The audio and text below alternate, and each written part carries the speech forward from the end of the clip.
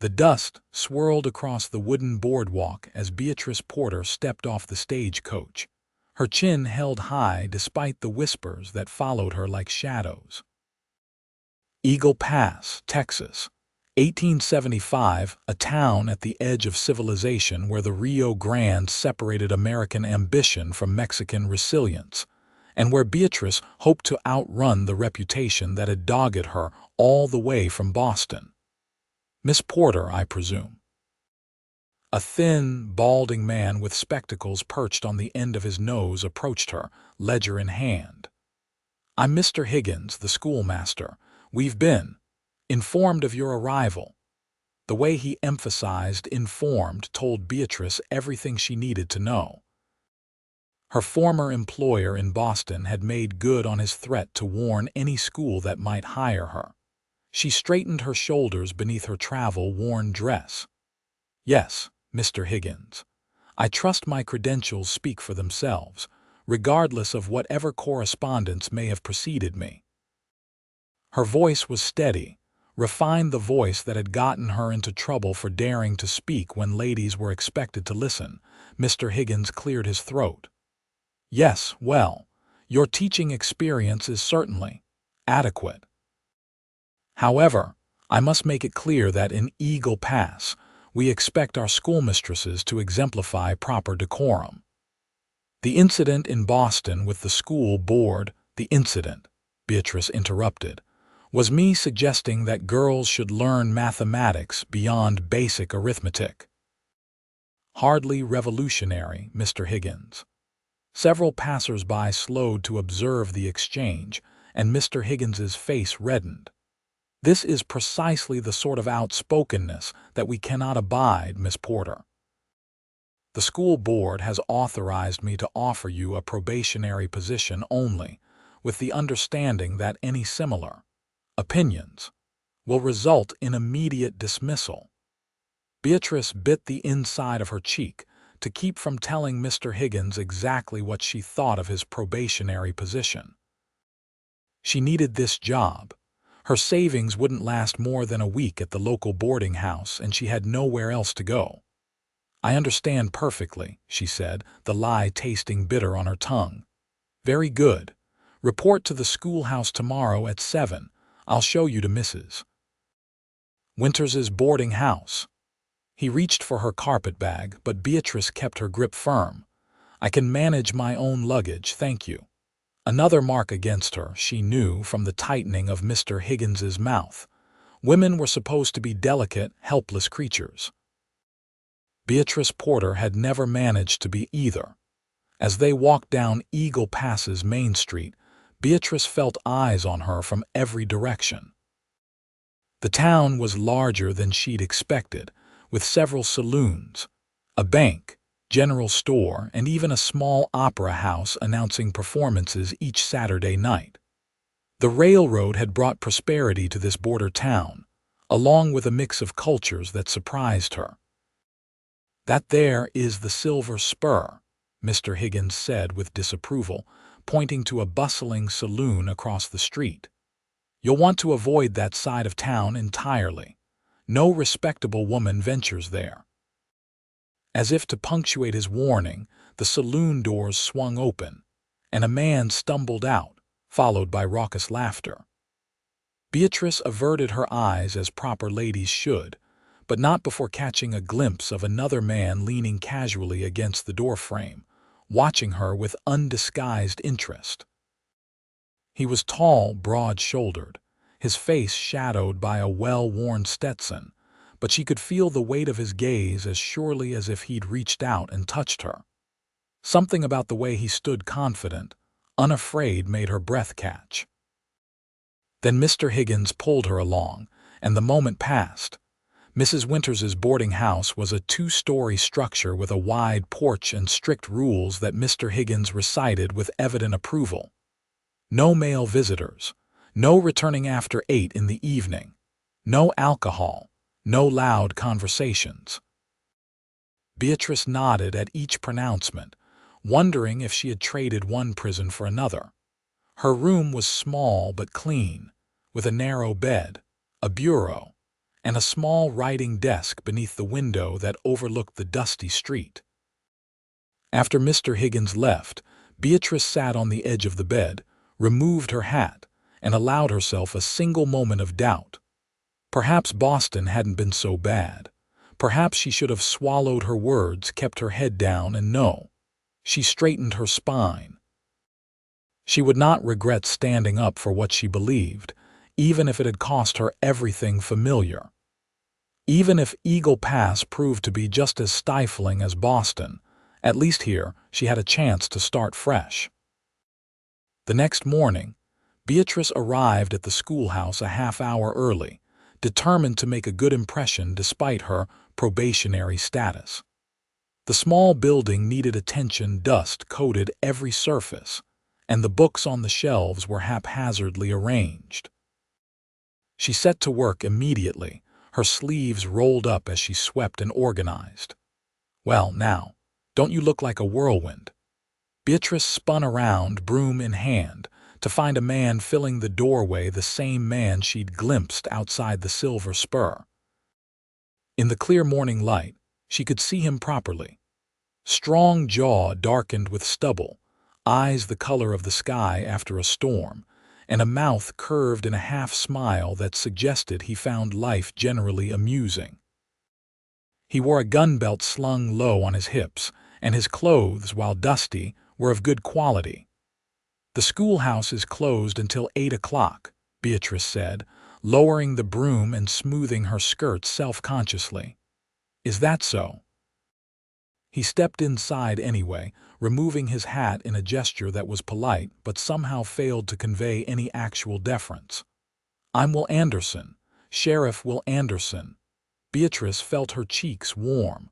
Of course, he would be the sheriff. "I apologize for my appearance, Sheriff. I wasn't expecting visitors while I prepared the classroom," he shrugged. "Seems to me a person ought to be able to sweep without apologizing for it." His eyes moved around the room, taking in her efforts. "You must be the new schoolmistress. News travels fast in Eagle Pass." "Beatrice Porter," she offered, setting the broom aside and extending her hand before remembering that ladies were supposed to wait for gentlemen to initiate such gestures. But Sheriff Anderson took her hand without hesitation, his grip firm and warm. "Heard you gave old Higgins a bit of a start yesterday, speaking your mind right there on the street." There was no censure in his tone. If anything, he sounded amused. Beatrice withdrew her hand. "I see the gossip mill functions efficiently here, like a well-oiled machine." He leaned against one of the student desks, far too large for the small furniture. "Higgins has been telling anyone who'll listen that you're marked as trouble for speaking your mind. Seems he's afraid you'll corrupt the young ladies of Eagle Pass with dangerous ideas like education." Heat flared in Beatrice's chest. Mr. Higgins is entitled to his opinion, as limited as it may be. Instead of being offended, Sheriff Anderson threw back his head and laughed, a rich sound that filled the small schoolhouse. "Miss Porter, I think you'll fit right in with me." The way he said it with warmth and complicity, as if they shared a secret, made Beatrice's stomach flutter in a most improper way. "I'm not sure that's a compliment, Sheriff, given what Mr. Higgins likely thinks of you." "It's not meant to be a compliment. It's an invitation." He straightened and placed his hat back on his head. "An invitation to be yourself in a town that might not always appreciate it. Some of us do, though." Before she could respond, the door opened again, and Mr. Higgins entered, stopping short at the sight of the sheriff. "Sheriff Anderson," he said stiffly, "what brings you to the schoolhouse this morning?" "Just welcoming our newest citizen to Eagle Pass," Will replied easily, "making sure Miss Porter knows who to call on if she needs assistance." He tipped his hat to Beatrice. "Madam, I'm sure we'll be seeing each other again." With that, he strode out, leaving Beatrice with the distinct impression that Eagle Pass might be more interesting than she had anticipated. Mr. Higgins was clearly displeased. Miss Porter, I must caution you against fraternizing with certain elements in town. Sheriff Anderson is, well, he has his position because he's effective, not because he's respectable. I was simply introduced to the sheriff, Mr. Higgins. I can hardly be held accountable for who enters a public building. His lips thinned.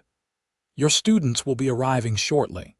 I trust you're prepared for your first day. Quite prepared, Beatrice replied, gesturing to the now clean classroom and organized books.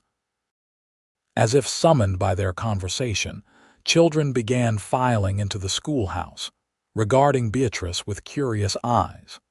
She counted 23 students ranging from 6 to 16 years of age. The older boys slouched in the back, clearly testing her authority with their postures alone, while the younger children crowded the front, wide-eyed and eager. Mr. Higgins cleared his throat. Students, this is Miss Porter. She will be your teacher for the remainder of the term, assuming she proves suitable. I expect you all to behave appropriately and to report any unusual teachings to your parents immediately. With that less than ringing endorsement, he left, and Beatrice faced her new students alone. She took a deep breath and smiled. Good morning. As Mr. Higgins said, I'm Miss Porter. I'm very pleased to meet all of you. Now, before we begin our lessons, I'd like to learn your names. The morning passed in a flurry of introductions, assessments, and establishing rules. Beatrice was pleased to discover that, despite Mr. Higgins's obvious lack of innovation, the students had been reasonably well taught. The older girls, however, had clearly been neglected in their mathematical education, just as she had feared. During the lunch hour, as the children ate in the schoolyard, Beatrice remained at her desk, reviewing their work and planning the afternoon lessons. She was so engrossed that she didn't notice the visitor until a shadow fell across her papers. Hard at work already, Miss Porter.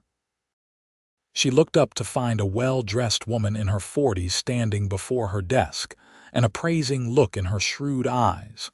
Mrs. Winters, Beatrice greeted her landlady, rising quickly.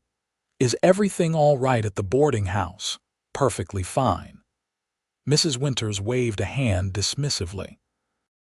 I thought I'd bring you some lunch, seeing as it's your first day. She placed a small basket on the desk, and to give you some advice if you'll permit an old woman's meddling. You're hardly old, Mrs. Winters, Beatrice said, genuinely touched by the gesture.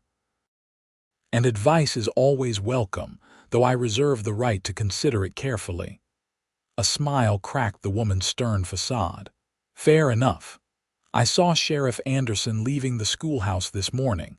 Of course she had. Beatrice waited, certain a lecture on propriety was forthcoming. Will Anderson is a good man, Mrs. Winters said instead, surprising her. Not the sort that Higgins and his ilk approve of, but honest and fair. This town would have torn itself apart years ago without him. Mr. Higgins seemed to imply. Higgins implies a great deal about people who don't bow to his narrow view of the world. Mrs. Winters sniffed. The sheriff grew up wild, raised himself after his parents died in a Comanche raid when he was 12. Spent time with the Rangers before settling here. He doesn't stand on ceremony or pretend to be something he's not. That sounds refreshing, Beatrice admitted. It is, but it also makes him dangerous to men like Higgins. Mrs. Winters fixed her with a pointed stare. Just as your outspokenness makes you dangerous to them. Be careful, Miss Porter. Eagle Pass isn't Boston, but that doesn't mean everyone here welcomes free thinking, especially from a woman. Beatrice nodded slowly. Thank you for the warning and the lunch. You're welcome. Oh, and one more thing. Mrs. Winters paused at the door. Saturday evenings I host a literary discussion at the boarding house. Nothing formal, just a few like-minded women sharing thoughts on books and ideas. You're welcome to join us. With that unexpected invitation, Mrs. Winters departed, leaving Beatrice to contemplate the currents running beneath Eagle Pass's dusty surface. Perhaps she wasn't as alone in her thinking as she had feared. The afternoon lessons went smoothly, though Beatrice noticed one of the older girls, Sophia Martinez, seemed particularly attentive when she mentioned expanding the mathematics curriculum. When the school day ended, Sophia lingered while the other children rushed out. "Miss Porter." The 15-year-old twisted her hands nervously. "Is it true what you said about teaching us more mathematics?" "It is," Beatrice confirmed. "Do you enjoy numbers, Sophia?" The girl nodded eagerly. "My father owns the mercantile. He lets me help with the accounts sometimes, but he says there's no point in my learning more since I'll just get married and my husband will handle such things." Beatrice felt a familiar fire kindle in her chest. "And what do you think about that?" Sophia glanced toward the door as if afraid someone might overhear. "I think I'm good with numbers. Better than my brother, even though he's the one Papa wants to take over the store someday." "Then I think you should learn everything you can," Beatrice said firmly. "Knowledge belongs to anyone willing to work for it, Sophia, man or woman." The girl's face brightened. "Really? You'll teach me?" "I'll teach anyone who wants to learn. We'll start with algebra next week." After Sophia left, Beatrice gathered her materials, a sense of purpose filling her. This was why she taught, why she had traveled all the way to this dusty border town. For girls like Sophia, who deserved more than society was willing to offer them. As she stepped outside, the late afternoon sun cast long shadows across the street. Children were already at play in the distance, their voices carrying on the warm air. Beatrice was about to head toward the boarding house when she noticed Sheriff Anderson leaning against a hitching post across the way, clearly waiting for her. Her heart gave a traitorous little leap that she firmly suppressed as she crossed the street toward him. "Sheriff, are you in need of a reading lesson?" she asked, unable to resist teasing him, his eyes crinkled at the corners. "Maybe I am. Or maybe I thought I'd walk you to the boarding house, seeing as it's on my way." "Is it really on your way, or are you stretching the truth, Sheriff?" "Will," he corrected. "And no, it's not on my way at all, but I never claimed to be an honest man." His smile belied the words. Beatrice should have declined. A proper lady would never walk unchaperoned with a man of questionable reputation. But something about Will Anderson made proper behavior seem stifling. "In that case, I accept your escort, Sheriff Will." They fell into step together, and Beatrice was aware of curious eyes watching from shops and windows as they passed. Her reputation, already precarious, would hardly be enhanced by this public association, but she found she didn't care as much as she should. "How was your first day wrangling Eagle Pass's finest young minds?" Will asked, adjusting his stride to match hers. "Enlightening. The children are bright and eager to learn. Even the older boys, who clearly expected to intimidate me, settled down once they realized I wouldn't be easily cowed." Will chuckled. "I'm not surprised. You don't strike me as a woman who cowers easily, Miss Porter." "Beatrice," she offered, surprising herself. "And no, cowering has never been my strong suit. It's what got me sent here in the first place." "Sent?" He raised an eyebrow. "Sounds like you were exiled." Beatrice sighed. "In a manner of speaking. I challenged the school board in Boston about their restricted curriculum for female students. They suggested I was unfit to teach because of my radical notions and made sure word spread to other schools. Eagle Pass was the only place far enough away to either not hear the rumors or not care. And here, I thought you'd chosen our little slice of heaven for its cultural refinements." His tone was light, but his eyes were serious when they met hers. "Their loss is our gain, Beatrice." The way he said her name softly, almost reverently, made her skin warm. "You don't even know if I'm a good teacher. I know you care enough to fight for your students. That's more than most. They had reached the boarding house, and Beatrice paused at the gate, reluctant to end their conversation. "Thank you for the escort, Will. My pleasure." He tipped his hat. "There's a social at the church this Sunday after services. Good way to meet folks who aren't Higgins." "Are you asking me to attend with you, Sheriff?" Beatrice asked boldly. A slow smile spread across his face. "I'm suggesting you might enjoy it. I'll be there, keeping the peace. Always someone who drinks too much punch and starts arguing about politics or religion." "Then perhaps I'll see you there," she replied, matching his casual tone while her pulse raced traitorously. As she watched him walk away, his easy stride carrying him back toward the heart of town, Beatrice knew she was treading dangerous ground. Will Anderson represented everything she should avoid: a man unbound by convention, with a reputation that could further tarnish her own. Yet something about him called to her. A kindred spirit, perhaps, someone else who lived by his own rules in a world determined to impose them. Inside, Mrs. Winters gave her a knowing look but said nothing, merely indicating that dinner would be served at 6. Beatrice retreated to her room, where she sat at her small desk, and began a letter to her sister back in Massachusetts. How could she possibly explain this place, these people, this feeling of standing at the edge of something both frightening and exhilarating? In the end, she wrote only of practical matters: the schoolhouse, her students, the weather. The sheriff remained unmentioned, a secret she kept close, like a smooth river stone in her pocket, to be taken out and examined in private moments.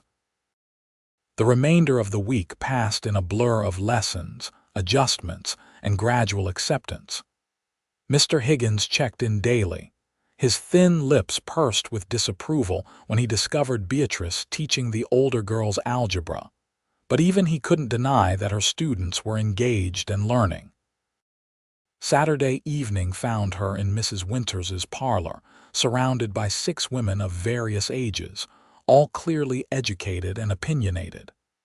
The youngest was Martha Bailey, the doctor's wife, barely 20 but sharp-witted and well-read. The eldest was Mrs. Eleanor Thornton, a widow of 70 who had traveled the Oregon Trail as a young bride and never lost her sense of adventure. They were discussing Middlemark, and Beatrice was delighted to find herself among women who appreciated George Eliot's social commentary.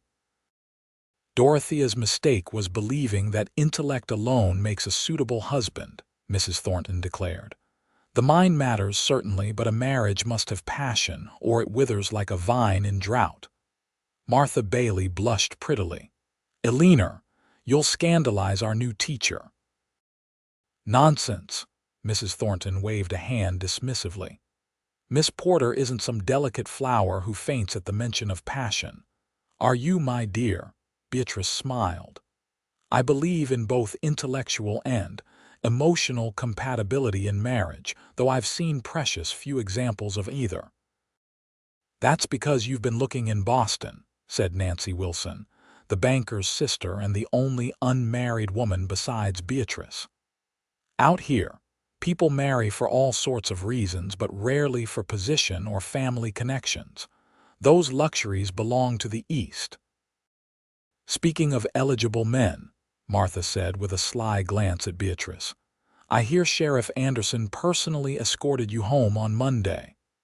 All eyes turned to Beatrice, who maintained her composure despite the heat rising in her cheeks.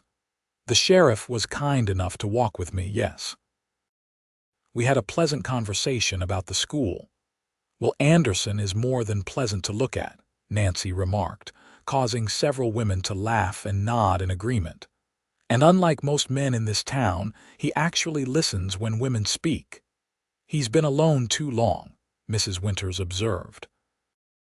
"Not since Clara Johnson returned to St. Louis has he shown interest in any woman, until now." "You're imagining things," Beatrice protested. "The sheriff was simply being neighborly." "Well, Anderson has never walked any other teacher home," Martha pointed out. And Sophia Martinez told my husband that the sheriff was waiting outside the school again yesterday. Beatrice hadn't mentioned that second encounter, or the third on Thursday, or the way each conversation with Will left her feeling more alive, more herself than she had in years. These women were perceptive enough without adding fuel to their speculation. "The sheriff has been kind," she said firmly, "but I'm here to teach, not to court. My position is precarious enough without adding romantic entanglements." "Life is short, especially out here," Mrs. Thornton said softly. "Propriety is poor comfort on a cold night." The conversation eventually turned to other topics, but Beatrice couldn't stop thinking about the old woman's words. She had come to Eagle Pass to escape the suffocating restrictions of Boston society. Yet here she was, still bound by concern for appearances and position. What was the point of starting fresh if she brought all her old fears with her? Sunday morning dawned bright and clear. Beatrice dressed carefully in her best dress, a deep blue cotton with subtle embroidery at the collar and cuffs. It was simple by Boston standards but respectable enough for Eagle Pass's church. She joined Mrs. Winters and the other boarders for the walk to the white clapboard building at the edge of town. The service was similar to what she was accustomed to, though the congregation was more diverse than any she'd seen in Boston. Mexican families sat alongside Anglo settlers, and she noted with interest that several of her students came from mixed marriages. The Reverend Elliot preached a practical sermon about community and mutual support that was refreshingly free of fire and brimstone. As the congregation spilled out into the churchyard where tables had been set up for the social, Beatrice found herself introduced to what seemed like half the town. Mothers of her students expressed gratitude for her attention to their children, while fathers assessed her with varying degrees of approval or suspicion, clearly influenced by whatever their offspring had reported about her teaching methods. She was speaking with Mr. Martinez, Sophia's father, when she felt a presence at her back and knew without turning that Will had arrived. The conversation shifted immediately, Mr. Martinez's expression becoming more guarded. "Sheriff," he acknowledged stiffly. "Martinez." Will's voice was pleasant but cool. "Miss Porter, you're looking well today." Beatrice turned to face him, and her breath caught. Will Anderson in his Sunday best was a sight to behold. His usually dusty clothes had been replaced by a dark suit that emphasized his broad shoulders, and his hair was neatly combed beneath a clean black hat. He had shaved too, revealing a strong jawline usually hidden beneath stubble. "Sheriff, I wasn't sure you'd attend. Told you I'd be here." His eyes never left hers, even as Mr. Martinez made an excuse and withdrew. "Though I admit church socials aren't usually my idea of entertainment." "No, what would you prefer?" "A saloon brawl, perhaps," she teased. "Seen enough of those to last a lifetime." He offered his arm. "Would you like some punch? I promise not to spike it until at least half the congregation has left." Beatrice laughed and took his arm, acutely aware of the glances they were attracting. "You're terrible." "So I've been told," repeatedly, usually by Higgins. They made their way to the refreshment table, where Will procured 2 cups of punch that tasted primarily of sugar and lemons. They found a spot beneath a cottonwood tree at the edge of the churchyard, somewhat removed from the crowd but still in plain sight. "You're making quite an impression," Will observed, nodding toward a group of mothers casting approving looks in their direction. "They like that you're challenging their daughters to think beyond needlework and cooking." "Not all of them," Beatrice said, having noted several disapproving frowns as well. "Some think I'm planting dangerous ideas." "Ideas are only dangerous to those who fear change." Will sipped his punch and grimaced. "Lord, that's sweet. Remind me why I came to this again." "To keep the peace," you said. She smiled over the rim of her cup. though I haven't seen any potential troublemakers yet. Oh, they're here." He nodded subtly toward a group of men huddled near the church steps, Mr. Higgins among them. "Town council. They're watching us right now, trying to decide if I've corrupted you or if you're corrupting me." Beatrice felt a flash of anger. Why should anyone care who either of us speaks with? Because, Beatrice Porter, you and I represent different kinds of threats to their orderly world. His voice was low, meant only for her. You challenge their ideas about women and education. I challenge their authority by refusing to enforce rules I find unjust. "What rules?" she asked, genuinely curious. "The ones that say Mexicans should stay on their side of town. The ones that say a saloon girl can't press charges against a respectable man who beats her. The ones that say certain businesses should get protection while others pay through the nose." The passion in his voice stirred something in Beatrice. "You don't sound like any lawman I've ever met." "Probably because most lawmen you've met back east were more interested in protecting property than people." He shrugged. "Out here it's different, or it should be. We're all just trying to survive." "Is that why you became sheriff? To protect people?" A shadow crossed his face. "Partly. Mostly I was tired of seeing bullies win. Had enough of that growing up." He seemed about to say more when a commotion near the punch table drew his attention. Two men were squaring off, voices rising. "Excuse me. Duty calls." Beatrice watched as Will smoothly inserted himself between the arguing men, his posture relaxed, but his authority unmistakable. Within moments, the tension dissipated, and the men moved to opposite sides of the gathering. Will caught her eye and tipped his hat, a silent promise to return. "Miss Porter." Mr. Higgins materialized at her side, his thin face pinched with disapproval. "I trust you're enjoying the social, very much, thank you." She kept her tone pleasant, refusing to give him the satisfaction of seeing her discomfort. "I couldn't help but notice your extended conversation with Sheriff Anderson." "The sheriff has been most welcoming since my arrival," Beatrice replied, "as have many of Eagle Pass's citizens." "Indeed." Higgins cleared his throat. "However, as the schoolmistress, you must be aware that your behavior reflects upon the school. Association with certain elements. I was unaware that the town sheriff qualified as an element, Mr. Higgins." Beatrice's voice sharpened despite her best intentions. "Sheriff Anderson is a respected law enforcement officer who has been nothing but proper in his interactions with me." Higgins's face reddened. "You've been in Eagle Pass barely a week, Miss Porter.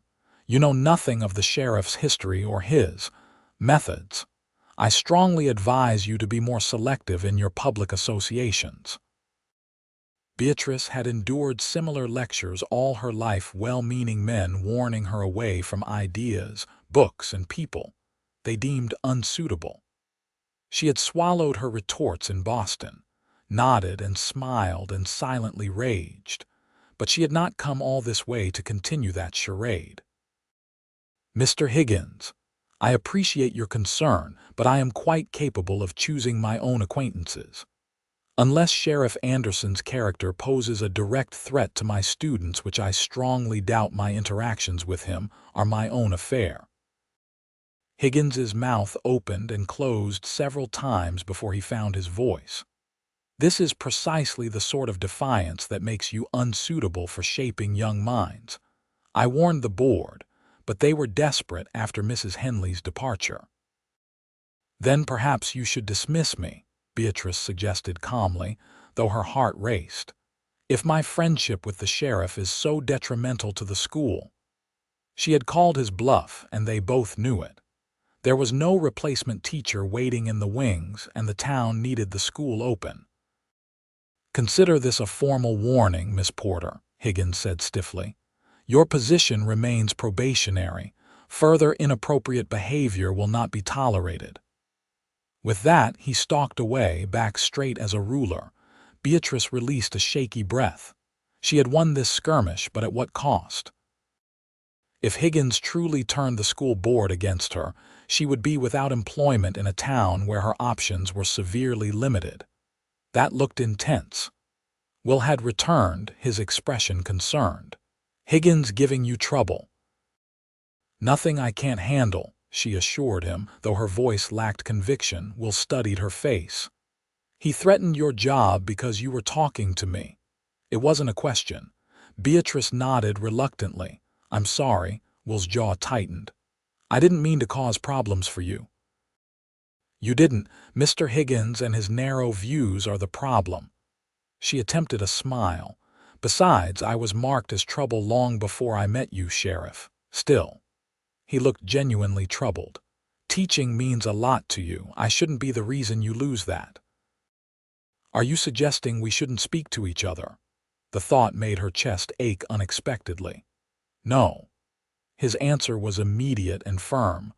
"I'm suggesting Higgins is a pompous ass who needs to mind his own business, but I don't want to make things harder for you." The sincerity in his eyes touched Beatrice deeply.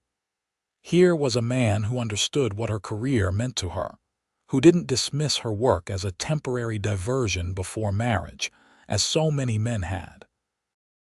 "Will," she said softly, "I've spent my life worrying about what others think, trying to be proper enough to keep my position while still standing up for what I believe. I'm tired of it. I won't stop being your friend because Higgins disapproves." Something shifted in Will's expression, surprise, followed by a warmth that made her pulse quicken. "Friend, is it? For now," she answered with more boldness than she felt. "Unless you've other suggestions." His slow smile was answer enough, and Beatrice felt herself blush like a schoolgirl instead of a schoolteacher. The social continued around them, but they remained in their own world beneath the cottonwood tree, discussing books. He was surprisingly well-read for a man who claimed to have raised himself. Politics. They disagreed on several points but respected each other's views. And the town. His insights into the complex social dynamics of Eagle Pass fascinated her. As the gathering began to disperse, Will offered to walk her back to the boarding house. They strolled slowly, neither in a hurry to end the afternoon, when the sound of galloping hooves drew their attention. A rider came tearing down the main street, horse lathered and blowing hard, and pulled up sharply in front of the sheriff. "Anderson." The man was breathless, his face streaked with dirt and what looked like blood. "Clayton's ranch outlaws, they've taken the whole family hostage." Will's demeanor changed instantly, all relaxed charm vanishing as the lawman took over. "How many?" "4, maybe 5. Armed to the teeth. They're demanding $10,000 by sundown or they start shooting Claytons." Will turned to Beatrice, apology in his eyes. "I have to go." "Of course," she said, fear clutching at her heart. "Will, be careful." He touched her arm briefly. "Always am." Then he was striding toward the jail, calling out names of men who would ride with him, his voice commanding and sure. Beatrice watched him go, a prayer forming on lips that had rarely been used for such purposes. Only when he disappeared from sight did she continue to the boarding house, her earlier joy dampened by worry. The Clayton Ranch was 15 miles outside town. Even riding hard, Will and his makeshift posse wouldn't arrive until mid-afternoon. What would they find? How dangerous were these outlaws? The questions circled in her mind as she tried to distract herself with lesson plans for the coming week. Mrs. Winters appeared at her door around 4 o'clock, her normally composed face tight with concern. "You've heard about the Clayton situation?" Beatrice nodded.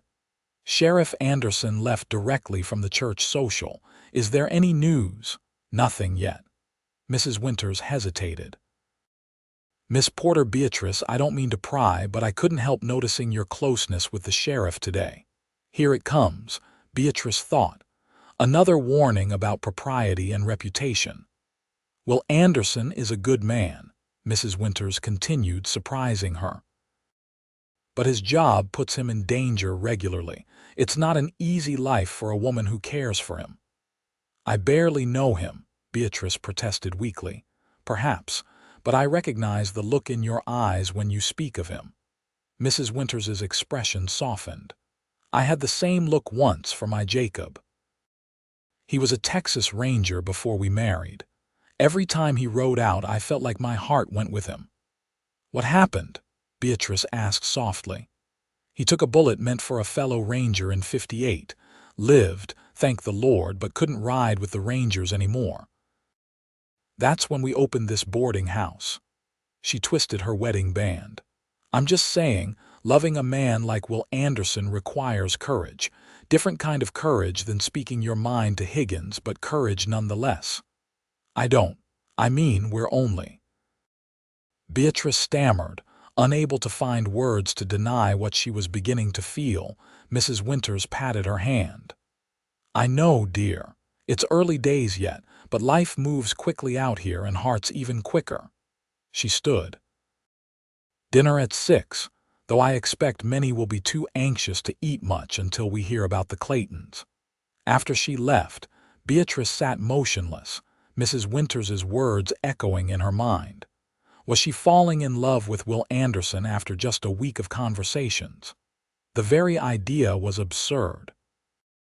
She was a practical woman, not some romantic heroine in a penny novel. And yet, the fear she felt for his safety right now was visceral, a physical ache beneath her ribs. Dinner was indeed a subdued affair, the boarding house residents picking at their food and conversation strained. Just as they were finishing, a commotion in the street drew them all to the windows. Riders were coming into town, moving slowly, some supporting others on their horses. Beatrice's heart leapt to her throat when she recognized Will at the head of the group. His shirt darkened with what could only be blood. Without thinking, she rushed outside, heedless of Mrs. Winters calling after her. The scene on the street was chaotic. Dr. Bailey was already hurrying toward the wounded, and several of the men who had ridden out were being helped from their horses. Will dismounted stiffly, one arm held tight against his side. Will, Beatrice called, pushing through the gathering crowd. He turned at the sound of her voice, his face drawn with pain but his eyes lighting when he saw her. Beatrice, you shouldn't be out here. Are you hurt? She reached him, her eyes frantically scanning for the source of the blood on his shirt. Not badly. Bullet grazed my ribs. Doc'll patch it up, he winced as he shifted. The Claytons are safe, got them all out. And the outlaws, 2 dead, 3 in custody. His voice was flat. They won't trouble anyone again. Beatrice realized suddenly that they were the center of attention, her hands clutching his arm, their faces close together. She started to step back, but Will caught her hand. Don't, he said quietly. I'm tired of pretending I don't want to see you every day. The whispers around them grew, but Beatrice barely heard them. In that moment, there was only Will, his eyes, his voice, the warmth of his hand on hers. Sheriff, Dr. Bailey called, let me see that wound before you bleed all over Miss Porter. Will squeezed her hand. Tomorrow, after school. Yes, she answered without hesitation. Now go get patched up before you fall over. He grinned despite his obvious pain. Yes, madam. Always did like bossy women. As he limped away with the doctor, Beatrice became aware of the stares directed her way. Mr. Higgins stood across the street, his expression thunderous. Mrs. Winters appeared at her side, a shawl in hand. Here, dear, it's getting chilly. She draped it around Beatrice's shoulders. Come inside now, the sheriff's in good hands. Back in the boarding house, Beatrice expected a lecture. Instead, Mrs. Winters merely poured her a small glass of sherry. For medicinal purposes, she said with a wink. Helps with the shock. I've made a spectacle of myself, Beatrice murmured, sipping the sweet liquor. You've shown yourself to be human. Mrs. Winters sat beside her.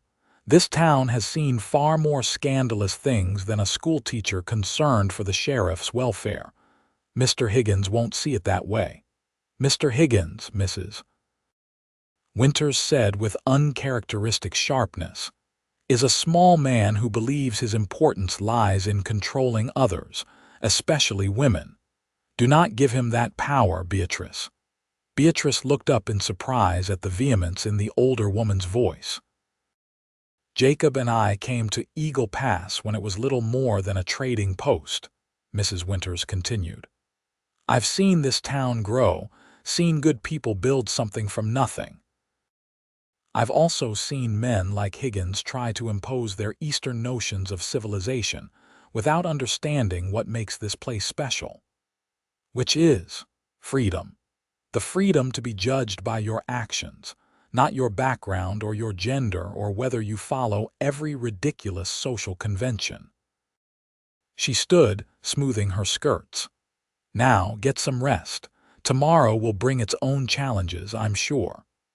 Those challenges began as soon as Beatrice arrived at the schoolhouse the next morning. Mr. Higgins was waiting, along with 2 members of the school board. Miss Porter, he began without preamble, your behavior yesterday evening was completely unacceptable.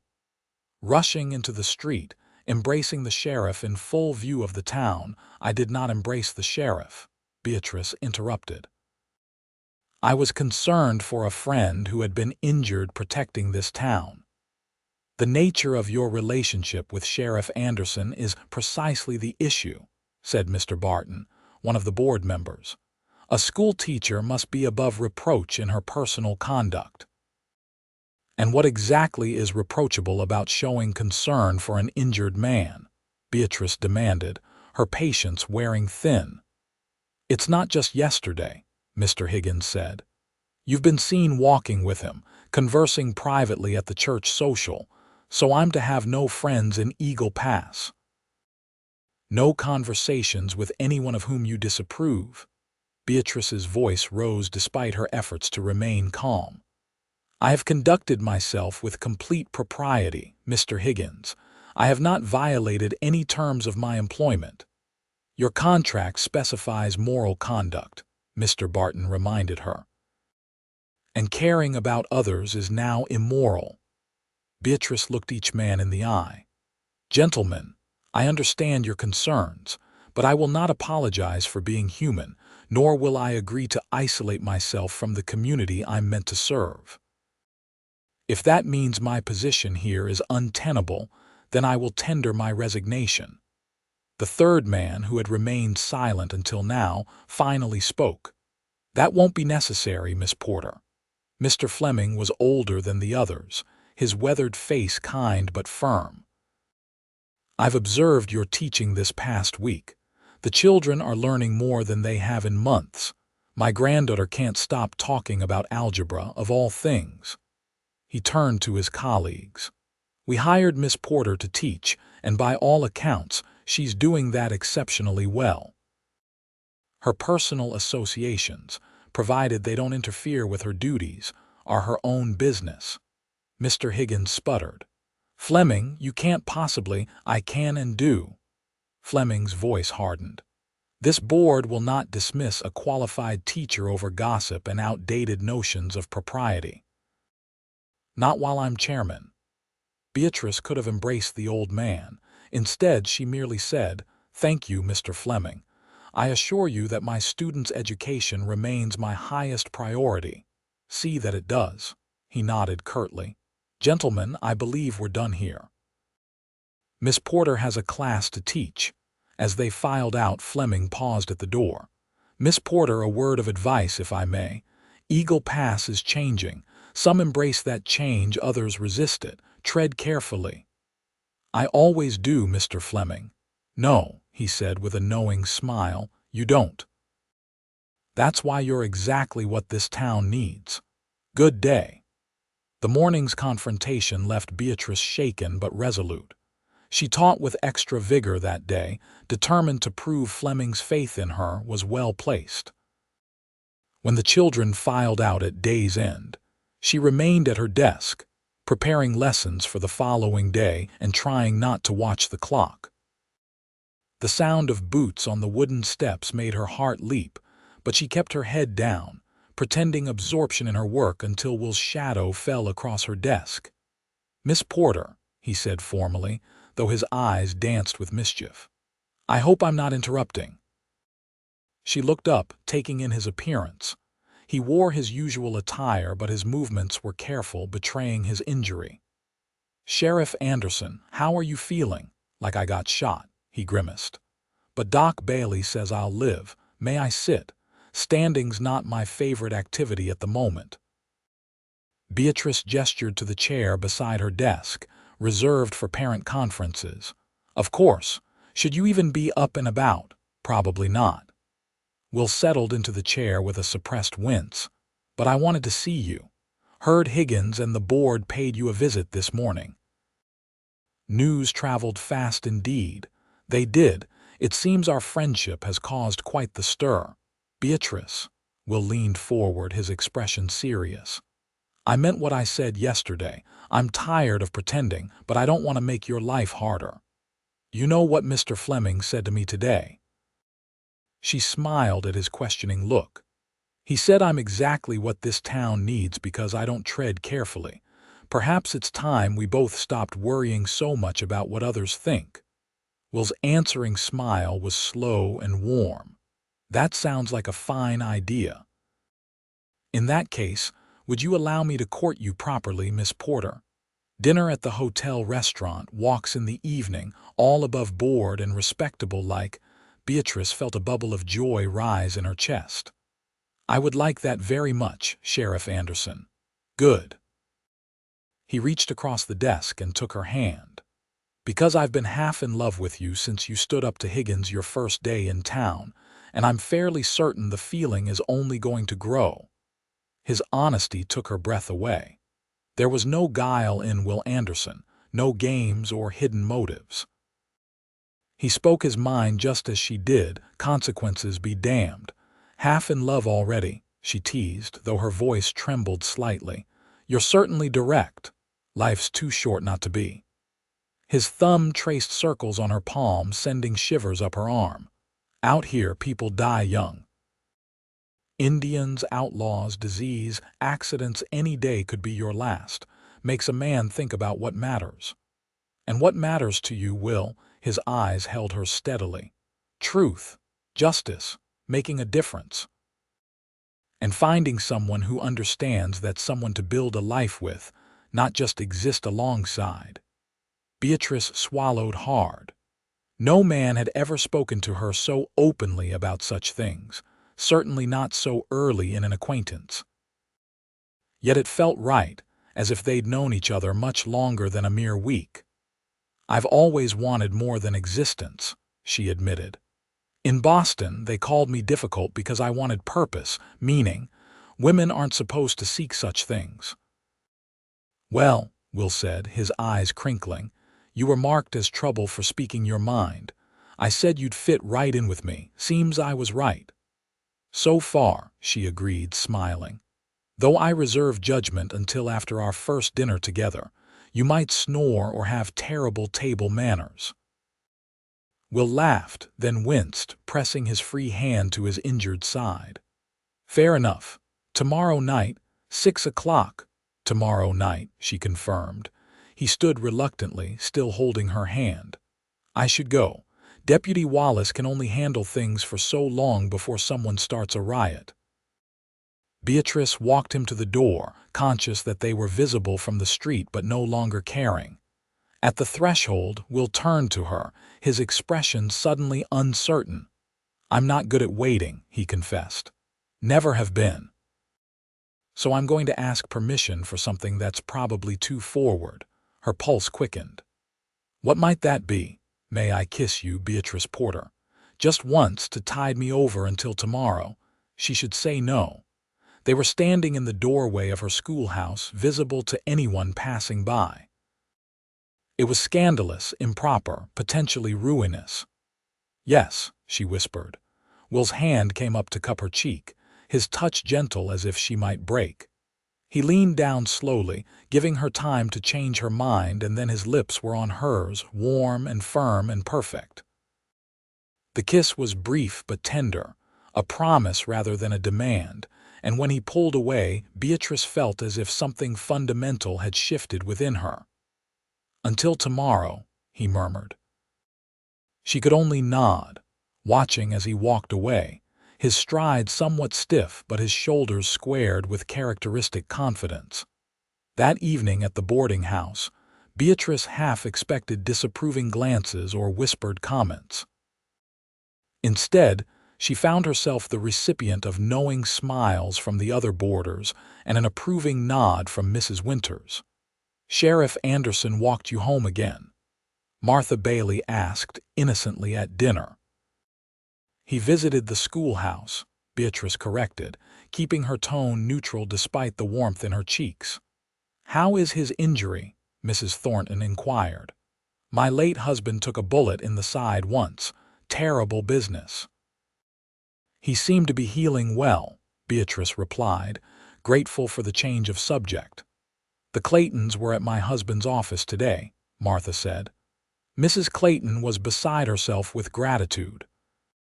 Said the sheriff charged into their house with no thought for his own safety, placed himself between their children and the outlaws. Beatrice felt a mix of pride and renewed fear. Will's job would always involve danger, as Mrs. Winters had warned. Could she live with that constant worry? Later, alone in her room, she wrote in her journal, trying to make sense of the whirlwind her life had become in just 1 week. She had come to Eagle Pass seeking only employment and a fresh start, not expecting to find a man who challenged and delighted her in equal measure. A community of women who shared her intellectual interests, or students eager to learn beyond society's prescribed boundaries. The next day passed with excruciating slowness. Her students seemed more restless than usual, or perhaps it was her own impatience affecting her perception. By the time the final bell rang, Beatrice was nearly as eager to leave as the children.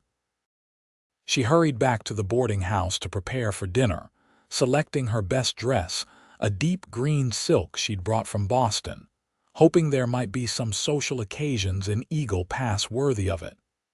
Mrs. Winters helped her with the buttons and offered the loan of a cameo brooch that complemented the dress perfectly. "You look lovely," the older woman said, stepping back to admire her handiwork. "The sheriff won't know what hit him." "Is this too much?" Beatrice asked anxiously. "I don't want to seem overdressed." "Nonsense. Let the man see what he's courting." Mrs. Winters's eyes twinkled. "Besides, the hotel restaurant is the finest establishment in town. You'll fit right in." At precisely 6 o'clock, a knock came at the front door. Mrs. Winters answered, and Beatrice heard Will's deep voice greeting her. Taking a deep breath, she descended the stairs, feeling a flutter in her stomach at the expression on Will's face when he saw her. He too had dressed for the occasion, wearing a suit similar to his Sunday best, but with a dove-gray waistcoat that brought out the blue in his eyes. He'd trimmed his hair and beard, and the overall effect was striking. This was still her rugged sheriff, but polished to a fine sheen that took her breath away. "Miss Porter," he said formally, though his eyes conveyed much more, "you look beautiful." "Thank you, Sheriff." She accepted his offered arm. "You clean up rather well yourself." Mrs. Winters shooed them out the door with instructions not to be late, her smile belying her stern tone. The hotel restaurant was indeed Eagle Pass's finest dining establishment, with white tablecloths, crystal glasses, and a French chef who had inexplicably settled in this border town after the war. Will had reserved a table by the window, affording them a view of the town square where a band was setting up for an evening concert. "I hope this meets with your approval," he said as they were seated. "It's not Boston, but Henry's cooking is better than anything I've tasted this side of New Orleans." "It's perfect," Beatrice assured him, touched by his consideration.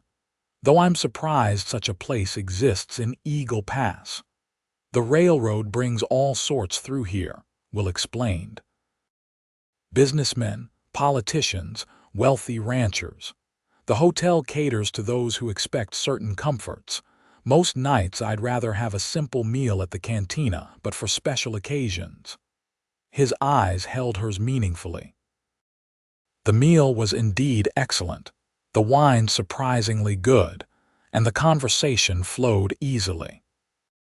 Will told her more about his childhood, losing his parents at 12, being taken in by an elderly Mexican couple who taught him Spanish and basic survival skills, eventually joining the Rangers at 17, where he learned to read properly from a former schoolteacher turned lawman. That's why education matters so much to me, he said. Reading opened a whole world. Without it, I'd probably be dead or outlawing myself. Beatrice shared her own story, a more conventional upbringing in a Boston merchant family, education at a progressive women's seminary, and her growing frustration with the limitations placed on female students and teachers. I never intended to be controversial, she confessed. I simply couldn't understand why Martha should be discouraged from studying mathematics when she showed such aptitude, or why Jane couldn't read the same philosophical texts as her brother. Some men fear educated women, Will observed, refilling her wine glass. They're afraid you'll realize you don't need them. Do you fear educated women, Sheriff Anderson? She asked playfully. Terrified, he deadpanned. Especially school teachers from Boston with a habit of speaking their minds. Keeps me up at night. Their laughter drew glances from nearby tables, including one where Mr. Higgins sat with his wife, his disapproval evident even from across the room. Your admirer is watching, Will murmured. Let him watch. Beatrice surprised herself with her boldness. I'm having dinner with a handsome man. There's nothing improper about that. Will's smile widened. Handsome am I? Fishing for compliments doesn't become you, Sheriff. Can't blame a man for wanting to hear nice things from a beautiful woman. His eyes grew serious. I like you, Beatrice Porter, a lot. More than I've liked anyone in a very long time. The directness of his statement warmed her from within. I like you too, Will, more than is probably wise after only a week's acquaintance. Wisdom is overrated. He reached across the table and took her hand. Sometimes the heart knows faster than the head. After dinner, they strolled to the town square where the band was playing a mix of traditional tunes and newer compositions. Other couples danced on the wooden platform erected for such occasions, their movements graceful in the lantern light. Would your injury permit a dance?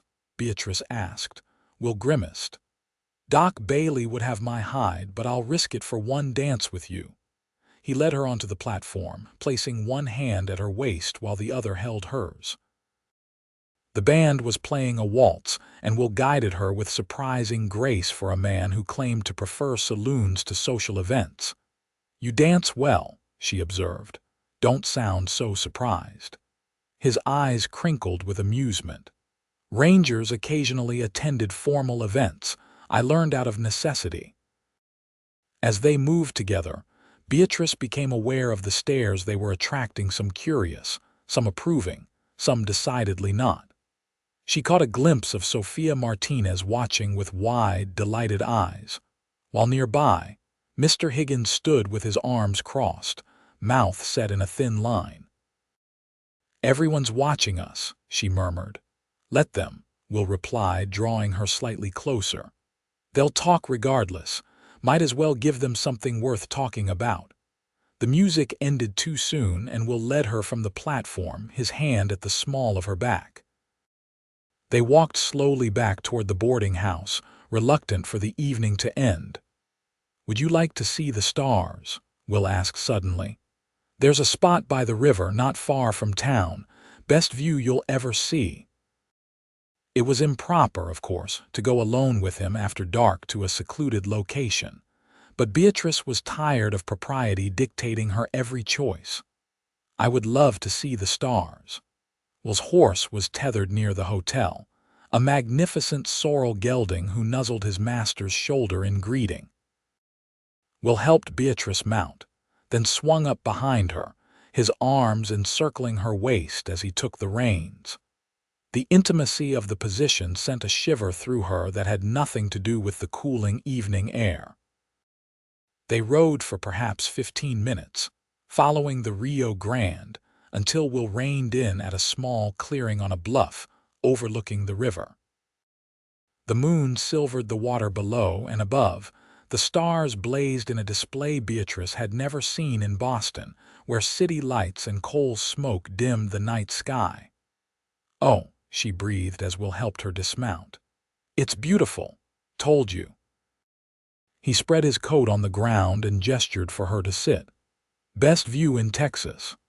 They sat side by side, shoulders touching, gazing upward at the vast expanse of stars. Will pointed out constellations, some familiar to her and others with Spanish names she'd never heard, taught to him by the Mexican couple who had taken him in. "I come here sometimes when the town feels too crowded, too complicated," he admitted. "Reminds me how small our problems really are." "Do I complicate things for you?" Beatrice asked softly. Will turned to face her, his expression visible in the moonlight. "You challenge me, make me think, make me want to be better." He traced her cheek with gentle fingers.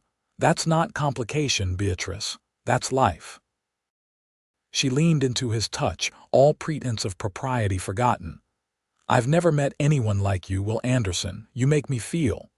She struggled to find the words. "Free," he suggested. "Yes," she smiled, wondering how he understood her so well after so little time. "Free to be myself, without apology." Will's hand slid to the nape of her neck, drawing her closer. "May I kiss you again, Miss Porter? Properly this time, with no schoolhouse door between us and the gossips of Eagle Pass." In answer, Beatrice closed the distance between them, pressing her lips to his.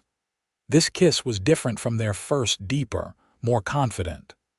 Will's arms encircled her, pulling her against his chest as his mouth moved over hers with increasing hunger. Beatrice responded with equal fervor, her hands sliding up his chest to his shoulders. When they finally broke apart, both were breathing heavily. Will rested his forehead against hers, eyes closed. "You're going to be the death of me, schoolteacher," he murmured. "I certainly hope not," she replied, her voice unsteady. "I've grown rather fond of you alive and well." He chuckled, pressing another brief kiss to her lips before moving back slightly, creating a more respectable distance between them.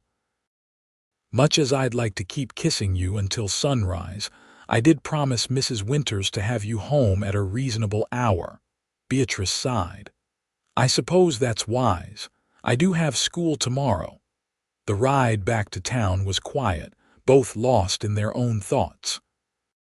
At the boarding house, Will helped her dismount, holding her perhaps a moment longer than necessary.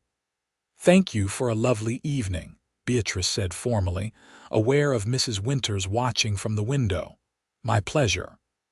Will's eyes conveyed much more than his polite words. "May I call on you tomorrow, perhaps after school? I'd like that." He bowed over her hand, brushing his lips across her knuckles in a gesture that sent warmth spiraling through her. "Until tomorrow, then." Inside, Mrs. Winters was waiting in the parlor, an open book in her lap, though Beatrice doubted she'd been reading. "Did you enjoy your evening?" the older woman asked innocently. "Very much." Beatrice touched the cameo at her throat. "Thank you for lending me this. It was perfect." "Keep it, Mrs. Winters said impulsively. "It suits you, and it would please me to see it worn by someone who appreciates it." Beatrice was touched by the unexpected gift. "That's very kind, but I couldn't possibly." "You can and you will," Mrs. Winters insisted. "Consider it a welcome gift, long overdue." Her eyes twinkled. "And perhaps a good luck charm for your courtship." The sheriff seemed quite smitten. Beatrice felt her cheeks warm. "It's very new, Mrs. Winters. We hardly know each other." "Nonsense. You know the essentials: his character, his values, his heart.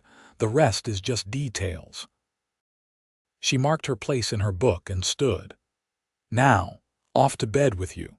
Teaching with stars in your eyes is difficult enough without adding exhaustion to the mix." The following weeks passed in a whirlwind of teaching, socializing, and increasingly frequent moments with Will. True to his word, he courted her properly, escorting her to church, taking her to dinner, accompanying her to the literary society meetings that she now attended regularly. They rode to his stargazing spot several more times, each visit ending with longer, more passionate embraces that tested the limits of Beatrice's propriety. October brought cooler weather and preparations for the Harvest Festival, an annual tradition in Eagle Pass. The schoolchildren were practicing a play, and Beatrice found herself busy with costumes and rehearsals in addition to her regular teaching duties. Will was equally occupied as the festival drew visitors from surrounding areas, increasing the potential for trouble. He stopped by the schoolhouse less frequently, and when he did, he often looked tired with dark circles under his eyes. "Are you sleeping at all?" Beatrice asked one afternoon as they sat on the schoolhouse steps, watching the children practice their play in the yard. "Not much," he admitted. "Got word that the Alvarez gang might be heading this way. They've hit 3 towns along the border already." Beatrice's stomach tightened with fear. "Is that the gang that killed those marshals in Lerdo last year?" "The same." Will scrubbed a hand over his face. "I've wired for reinforcements, but who knows if they'll arrive in time. With the festival coming up, we'll have twice as many people in town, twice as much money changing hands." "A perfect target," Beatrice finished. "What can I do to help?" Will smiled tiredly. "Just be careful, stay alert. And maybe pray that my deputies and I can handle whatever comes." She laid her hand over his. "I always do." The day before the festival, tension in town was palpable. Extra men had been deputized, and Will had positioned lookouts on the roads into Eagle Pass. Beatrice tried to focus on her students, but found her attention straying to the window, watching for any sign of trouble. When the school day ended, she was surprised to find Nancy Wilson waiting for her instead of Will. "Sheriff Anderson sent me," Nancy explained. "Asked if I'd walk you home today. He's occupied." Beatrice's heart sank. "They've come, haven't they? The Alvarez gang?" Nancy nodded grimly. "Spotted just outside town. Sheriff's got men positioned, trying to prevent them from entering Eagle Pass at all." She offered Beatrice her arm. "Come." He was quite insistent that you get safely to the boarding house. As they walked, Beatrice noticed the streets were emptier than usual, with many businesses closed early. Those people who were out moved quickly, purpose in their strides. "Will the festival be canceled?" she asked. "Depends on what happens today," Nancy replied. "Well, Sheriff Anderson says these men won't hesitate to shoot into a crowd. He won't risk the town's safety." At the boarding house, Mrs. Winters was gathering supplies: bandages, alcohol, clean cloths. "The last time outlaws came through, we had wounded," she explained. "Best to be prepared." Beatrice immediately set to helping, tearing sheets into strips for bandages and organizing Mrs. Winters's medical supplies. The work kept her hands busy, but her mind remained fixed on Will, out there facing dangerous men with only a few deputies and volunteers at his side. As dusk fell, the sound of gunfire erupted from the edge of town. Beatrice froze, her heart pounding as shots continued for what seemed like eternity but was probably only minutes. Then silence, more terrifying than the gunfire had been. Mrs. Winters placed a steadying hand on her arm. "Now we wait." The waiting was unbearable. Beatrice paced the parlor, unable to sit still, starting at every sound. When hoofbeats approached the boarding house, she rushed to the window, but it was only a messenger boy bringing word that the doctor was needed at the jail. "Wounded?" Mrs. Winters asked sharply. "Yes." "Sheriff says to bring whatever supplies you've got." Mrs. Winters turned to Beatrice. "Will you come? I could use the help and—" "Yes," Beatrice said immediately. "Of course." They gathered their supplies and hurried to the jail, which had been transformed into a makeshift infirmary. Dr. Bailey was already there, working on a man Beatrice didn't recognize, one of the outlaws, she presumed. Two deputies sat on benches, one with a bloodied arm, the other with a bandage around his head. And then she saw Will, his shirt torn and bloody, helping another wounded man onto a cot. He looked up as they entered, relief washing over his face at the sight of Beatrice. "You're hurt," she said, moving immediately to his side. "Not mine," he assured her, glancing down at the blood staining his clothes. "Alvarez got Jackson in the shoulder. I was helping Doc stop the bleeding." Beatrice sagged with relief, then straightened, determination replacing fear. "What can I do?" For the next several hours, she assisted Mrs. Winters and Dr. Bailey, cleaning wounds, holding bandages, comforting the injured. 3 of the Alvarez gang had been captured alive, all wounded to varying degrees. 2 deputies had been shot, and 1 townsman who had volunteered to help. None of the injuries were life-threatening, thanks largely to Will's planning and quick action. It was nearly midnight when things finally calmed enough for Will to pull Beatrice into the small office at the back of the jail. He looked exhausted, his face drawn with fatigue, but his eyes were clear and focused as they moved over her, assuring himself she was unharmed. "You should be resting," she scolded gently, later. He took her hands in his. "I need to tell you something first." His serious tone alarmed her. "What is it? Is there more danger?" "No," he shook his head. "Alvarez and his men are either dead, wounded, or locked up. The town is safe." He drew a deep breath. "But today made me realize something I think I've known since the moment I met you." Beatrice's heart stuttered. "Will, I love you, Beatrice Porter." The words were simple, direct, like the man himself. "Watching you tonight, caring for those men, even the outlaws, with such compassion and strength. I don't want to waste another day pretending this is just a courtship, just getting to know each other. I want to marry you, build a life with you, right here in Eagle Pass." Beatrice felt tears spring to her eyes. "Will Anderson, you have the worst timing of any man I've ever met." His face fell slightly. "I know it's fast, no," she interrupted, squeezing his hands. "I mean proposing in a jail covered in blood after the most terrifying night of my life." She laughed through her tears. "Only you would think this romantic." Hope dawned in his eyes. "Is that a yes?" "It's an I love you too, you impossible man," she replied. "And yes, I'll marry you. Though perhaps we could wait until you've had a bath and a proper night's sleep before making any formal announcements." Will's smile was like the sun breaking through clouds. He pulled her into his arms, heedless of the blood on his clothes, and kissed her with a passion that left her breathless. A throat cleared in the doorway.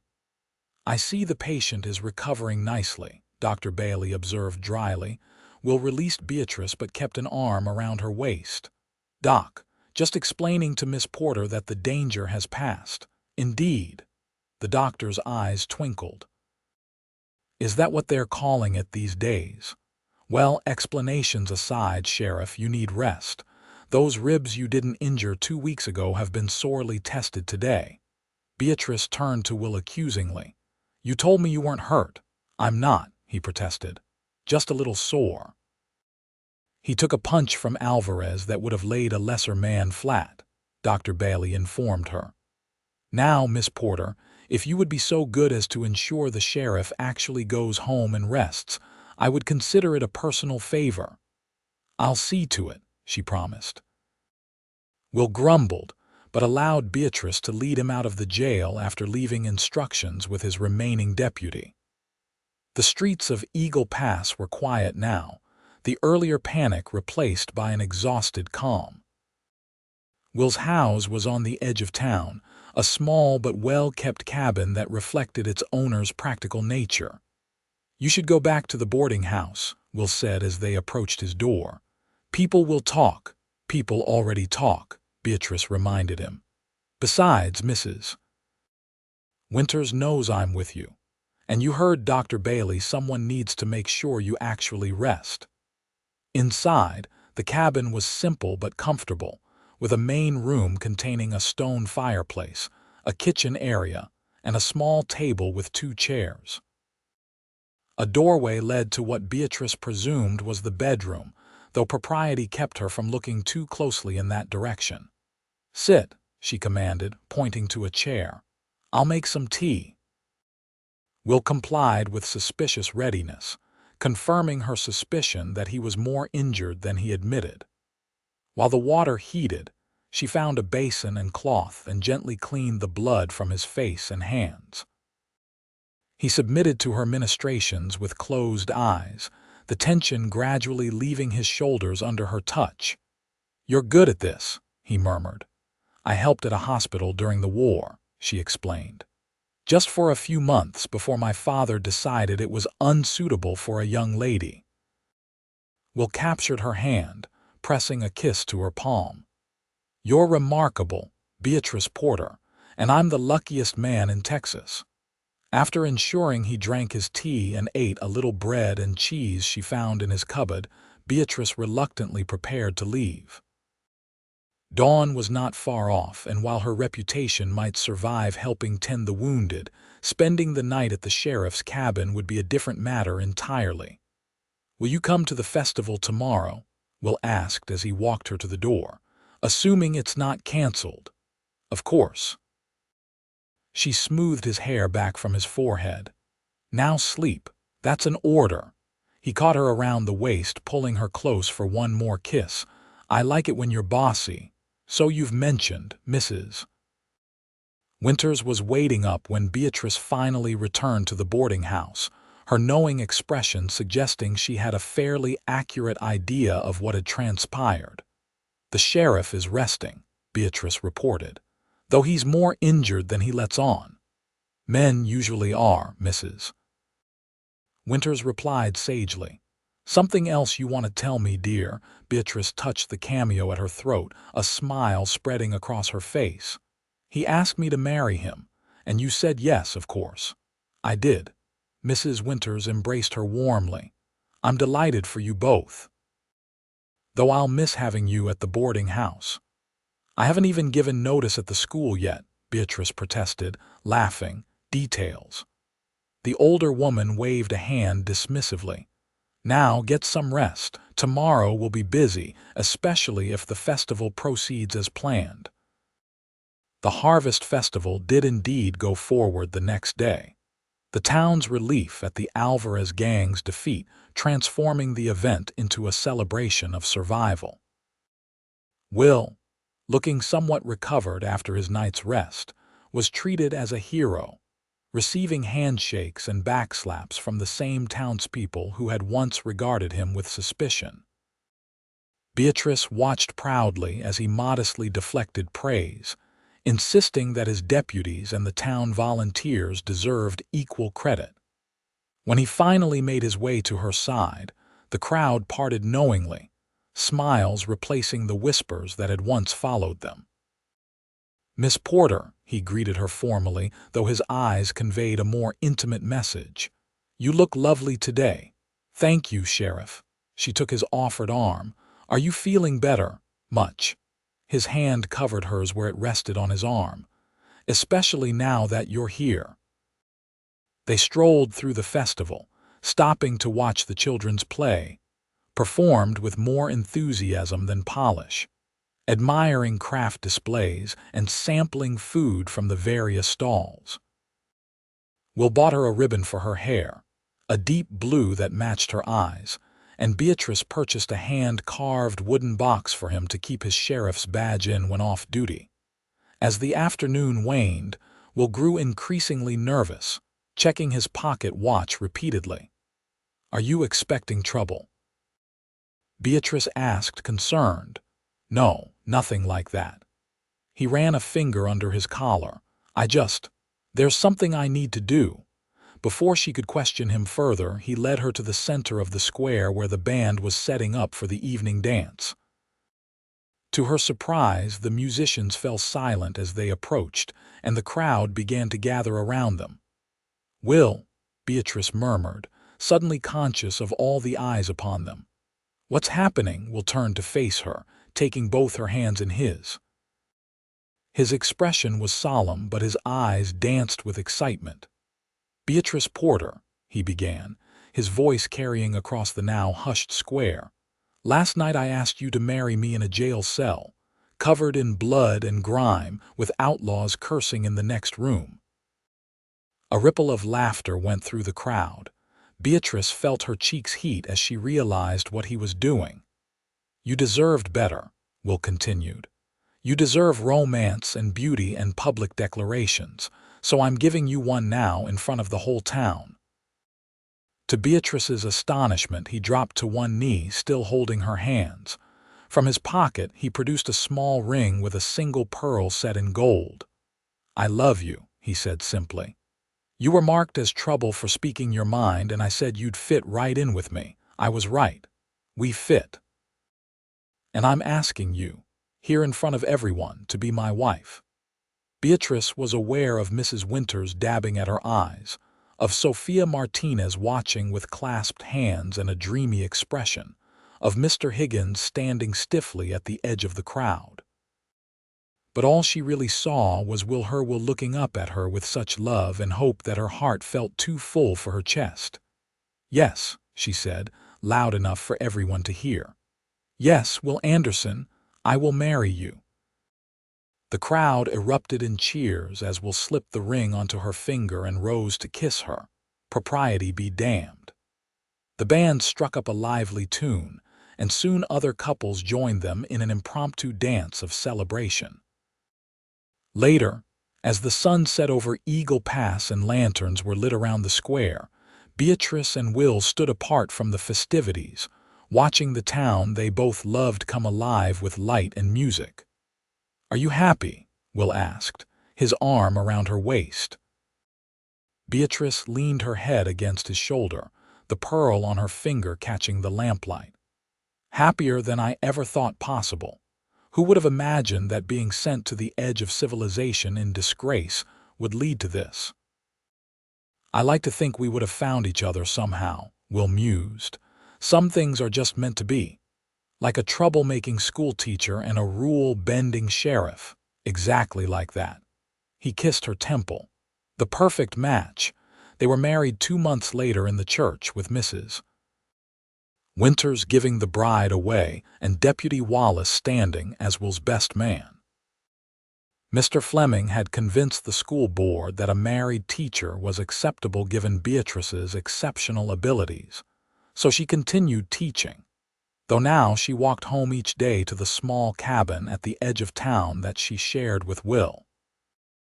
The following spring, as wildflowers bloomed across the Texas plains and the Rio Grande ran high with melted snow, Beatrice discovered she was expecting their first child. Will's joy at the news was tempered only by his increased protectiveness, which Beatrice indulged with amused tolerance. "I'm pregnant, not made of glass," she reminded him as he insisted on carrying a package that she could easily have managed. "Humor me," he replied, pressing a kiss to her forehead. "It's a husband's prerogative to fuss over his wife." Their son, Thomas Jacob Anderson, was born on a crisp November morning in 1876, with Mrs. Winters serving as midwife and Will pacing anxiously outside until the baby's first cry brought him rushing in. The look on his face when he first held his son was one Beatrice knew she would remember until her dying day. Wonder, love, and fierce protectiveness all mingled together. "He has your eyes," Will whispered, a finger gently stroking the baby's cheek. "And your chin," Beatrice observed, exhausted but radiant. "Poor child." Will laughed softly. "He's perfect, just like his mother." 2 years later, their daughter Alina joined the family, named for Mrs. Thornton, who had passed away peacefully in her sleep just months before. By then, Eagle Pass had grown considerably, with a new school building where Beatrice taught the older students 3 days a week while another teacher handled the younger children.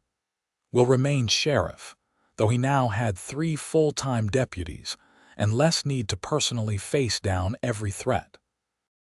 He had been offered a position as federal marshal twice, but declined both times, unwilling to be away from his family for extended periods. "Eagle Pass is home," he told Beatrice. "Our home. I don't need to roam anymore." As the years passed, their family grew again with the birth of their second son, William, in 1881. The town continued to prosper, and the Andersons with it. Will eventually retired from law enforcement to join Mr. Fleming in a law practice, having studied legal texts in his spare time for years. Beatrice became principal of the school, implementing the progressive educational ideas she had once been fired for suggesting in Boston. Girls and boys received equal instruction in all subjects, and Eagle Pass graduates were known for their exceptional preparation, with several going on to universities despite their frontier upbringing. Mr. Higgins had long since moved back east, unable to reconcile himself to the changing nature of the town he had once hoped to mold in his own image. In his place, a new generation of leaders emerged, many of them former students of Beatrice's who shared her belief in equality and opportunity.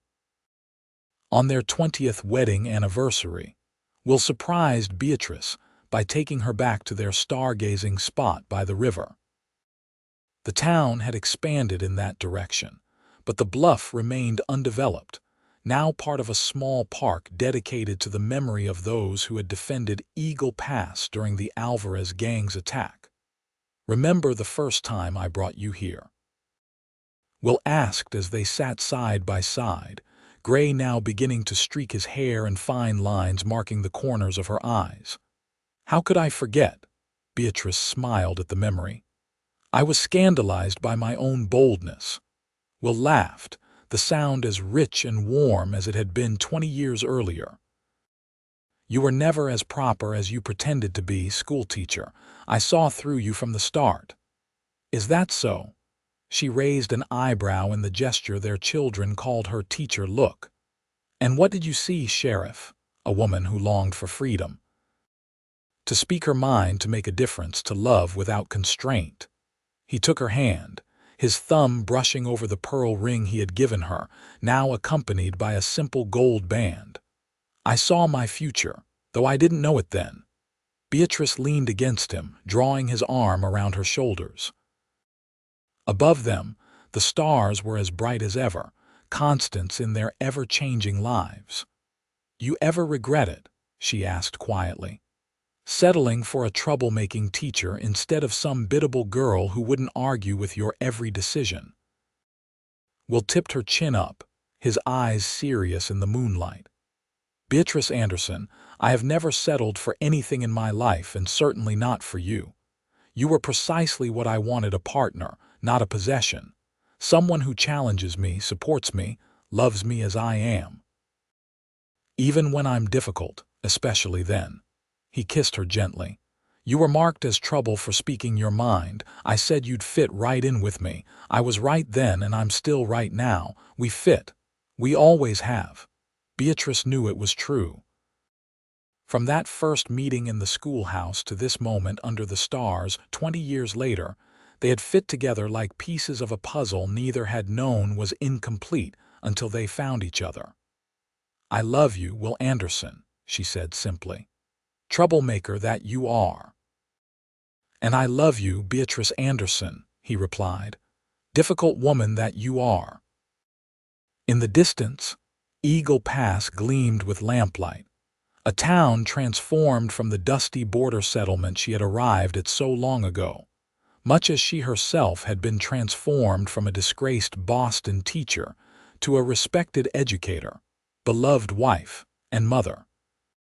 The journey had been unexpected, occasionally dangerous, often challenging, but always worth it. As Will held her close under the Texas stars, Beatrice knew with absolute certainty that she was exactly where she was meant to be at the side of a man who had never once asked her to be less than she was, in a place that had become home not because it was perfect, but because it had given her the freedom to find her own perfection in an imperfect world.